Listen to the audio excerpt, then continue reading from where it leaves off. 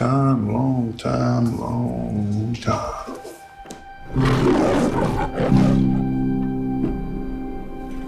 Woo! That's it, El. You're doing great. What happened to that one kid I used to hang with all the time? You don't remember? Remember what? You really don't remember. I don't know what more you want me to remember.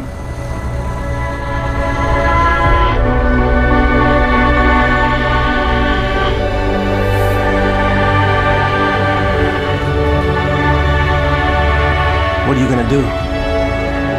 He's now or never. Hello.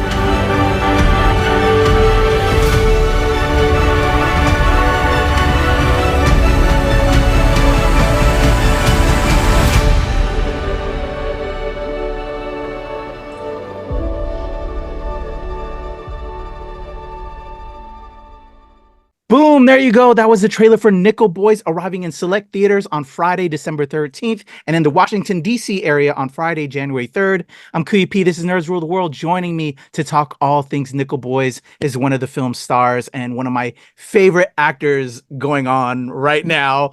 I love her so much. I have Miss Aunjanue Ellis-Taylor, who plays Hattie. How are you, Aunjanue? I'm doing all right. How about yourself? I am absolutely thrilled. I have to tell you, like I said earlier, the past year and a half, you have taken over my cinema watching with roles in Origin, and then to Deliverance, to Exhibiting Forgiveness, as well as The Supremes at Earl's All You Can Eat. I have just been like amazed by you as an actor and as a filmmaker. Those roles that you've played in them just instantly grabs me. And if you don't get all the awards this award season, I will be very upset. So I will tell you already, as an awards voter, you are getting all of my votes, because just outstanding work this past year. Thank you so much. Thank you very, very much. Thank you. Definitely. So with Nickel Boy specifically, that we have right here, playing the role of Hattie, a mom who just goes through it. I'm a father who's going through it right now with a teenage daughter. I connected so much with this role.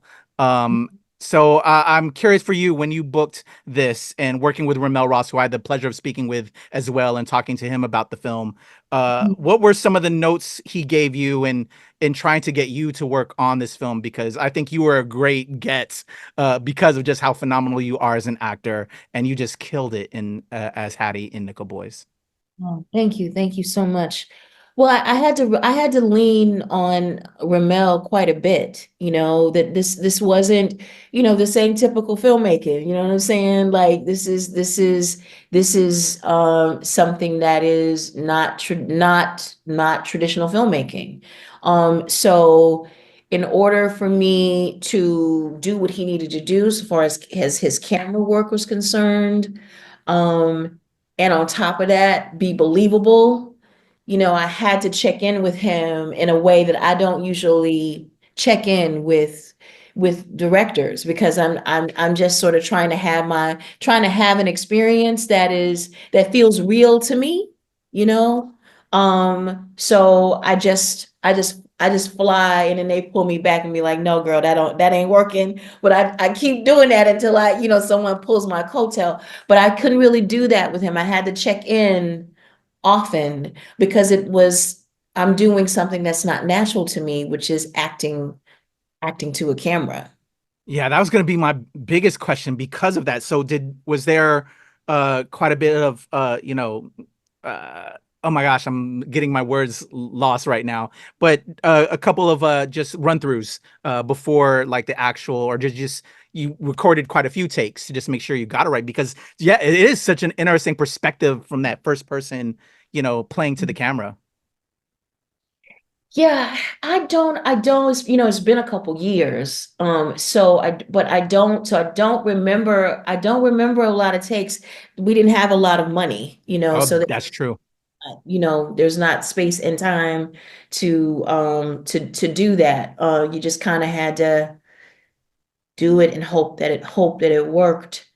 There was, I think, so there wasn't a lot of time for that, but there would be a scene, for example, where Ramel had to capture reflections, several different reflections, and then also the point of view. So that those kind of technical scenes took a lot of time, like hours to make them work. But at least for my stuff, outside of those couple scenes, I don't remember a whole lot of takes. You just didn't have the money for it. That You is know? true. And shout out to Ramel to work with the budget that she had and create such a beautiful artistic film that he did with you and the rest of the cast. Just such an amazing job. I have to ask you, so it's amazing that you didn't get so many takes because there's a specific scene, and I don't want to spoil for the people that haven't seen it yet. But when you finally go to visit, your son, if you will, and then maybe things don't work out right, and your character goes through it. And that is what got me. And just the tears were flowing, tissues were being grabbed. Can you tell me how powerful that scene was for you and going through that scene? Yeah, that was one of those scenes where I had to constantly say to him, "Is this what you mean? Is this what you want? Am I doing it right?" And that scene, I did do a lot of takes for that. Okay. I did do a lot of takes for that because it took a while for him to get what he wanted. I thought I was, there, but it wasn't that way, at least what he was seeing. It wasn't that, and then the part of it that feels natural to me is not necessarily going to convey that way because I'm not talking to a person. Do you know what I mean? So he sees something that I don't see. So yeah, that did take a while to do that. That scene did take a while to do that. I was working with Brandon Wilson, and Brandon Wilson is just dope, man. He's just lovely. He has this really generous, spirited presence. So I couldn't see him, but I felt him. Mm. I Yeah. think everybody's going to feel this film when they finally see it. It is so good. One of my year's best. And again, you deserve all the awards this year. Can we just talk about the choices? How did all of these gigs just come in such a row for you? Like you set the World of Fire with Origin last year, and then just all of these roles that came out all this year. Did you know that they were all going to drop this year? It's just crazy. You were outstanding this year. Thank you. No, I didn't. It just, I get these texts from my friends like, "Girl, you busy," and I'm like, "I ain't doing nothing. I ain't doing nothing." It just they just happened. They just came out at the same time. I did all of this. I did everything in 2022. I did a little bit of Origin in 2023. No, I did most of Origin at the top of last year, at the top of 2023. And I did Exhibiting Forgiveness in last summer in 2023. But everything else happened in 2022, and they just came out this year.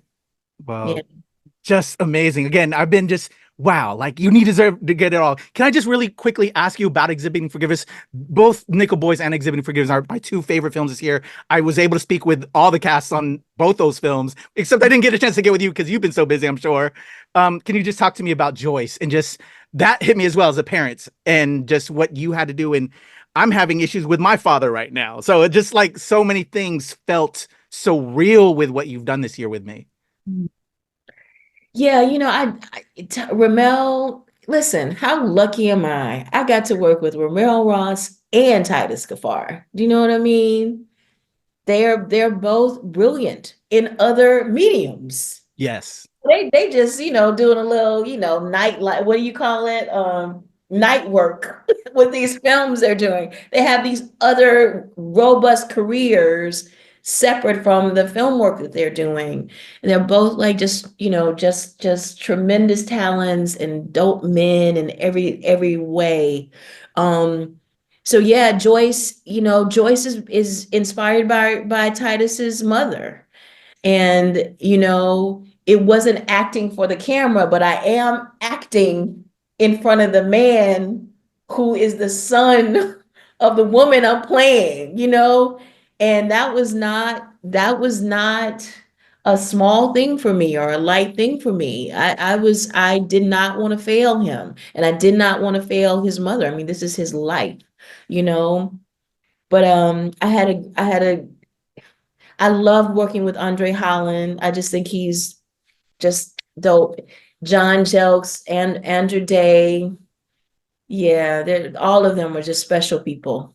Yeah, definitely. And Odette, in Supremes at Earl's, just that sisterhood that you had. Just you are amazing, Aunjanue. I'm running out of time. I know this has been nothing but a gushing thing, but I mean it with my whole heart that this past year, as a screen creative screen, as a writer, as a filmmaker, but as somebody who critiques films, like you've just blown me away with your performances, and you just deserve everything this award season. And I hope you get it with all these performances. And thank you so much for your time. It is just a really pleasure to speak with you, Aunjanue. I'm just so thrilled. Thank you. Take care. I love the sweatshirt. Is that Reese's? Yeah, it is Reese's, my favorite.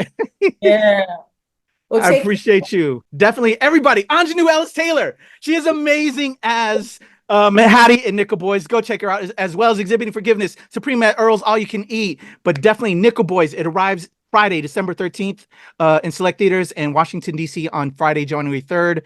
Go check her out, and go, if you are able to vote her on all the things, because I love you, Aunjanue. I'm Kuya P. This is Nerds Rule the World. I'm sorry. I messed up this interview.